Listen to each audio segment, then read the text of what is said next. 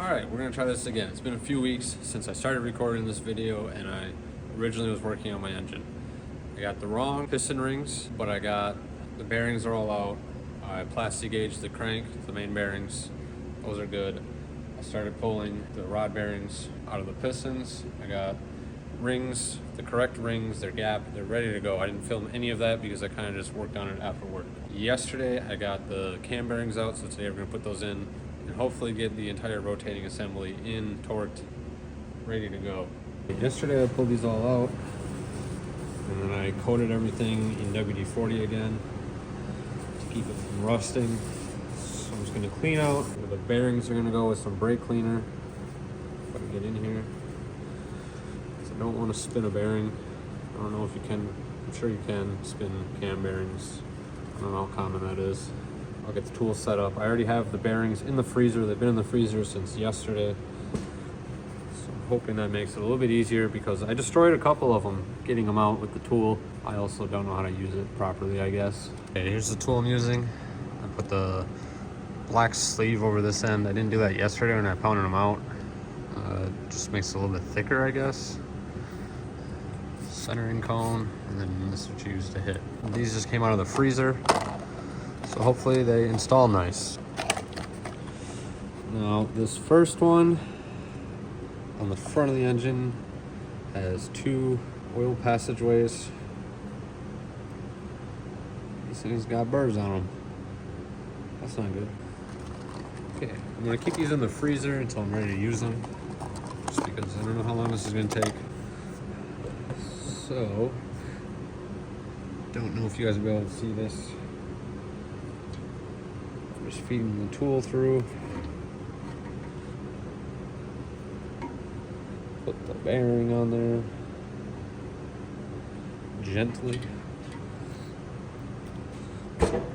This side.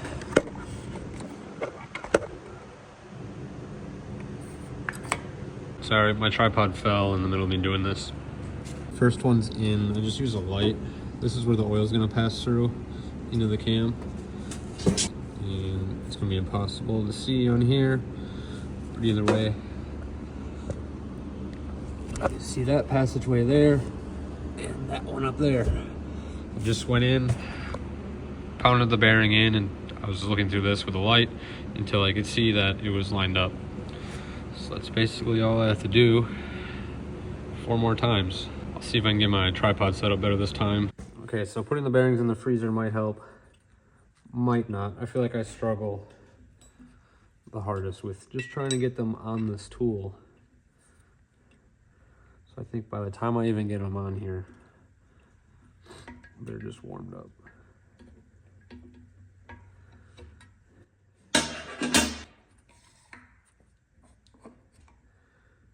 Okay, so then I'm just gonna line up that oil passage and then really just crank this down so that it holds the bearing tight.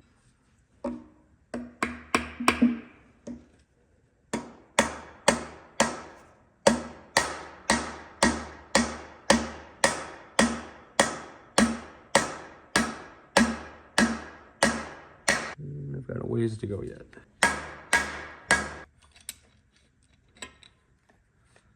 So that one absolutely destroyed this little sleeve. So I think I'm just gonna try it without this. And see if we can't make it work still. Yeah, it's kind of dumb. All right, 3 more to go, and then I'll probably just do these off camera. I think you get the point. Cam bearings are all in, so now I can put this freeze plug. I'm not sure if it's a freeze plug because it's on the back of the cam. 1.5-inch socket. Fits perfect.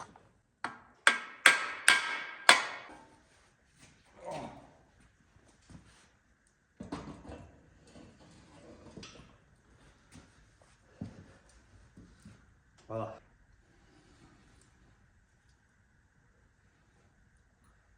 We're back on the engine stand. It's time for the part that I've been waiting for this entire engine build, the cam. I bought this cam before I even fixed the front end on the car. I bought the car and I was so excited and I went and bought a cam. It's used. The guy didn't use it for very long. It looks fine to me. It looks like an E because it's double stamped, but that is F. It's a Ford F303 cam. It's one of the bigger cams that the Ford Performance line. There's one above this, but you have to change heads. This one I'm hoping everything clears with the GT40P heads. We're gonna get lubed up. Bro, what are you talking about, man? I got a new thrust plate, old bolts, but those will be fine. We're gonna throw some Loctite on those.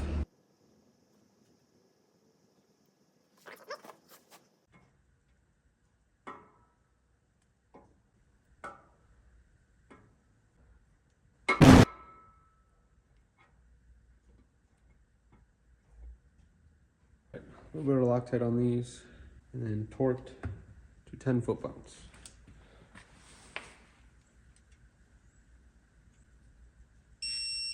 The main bearing's in, I set the cam in, the rear main is in. I'm just going through lubing the caps, throwing the caps on, and then I'll torque it down. And I'm gonna start at 22, tighten them all to 22, 44, then 70. Hopefully I can do 70 with my little 3/8 torque wrench here, otherwise I'll break out the 1/2 inch.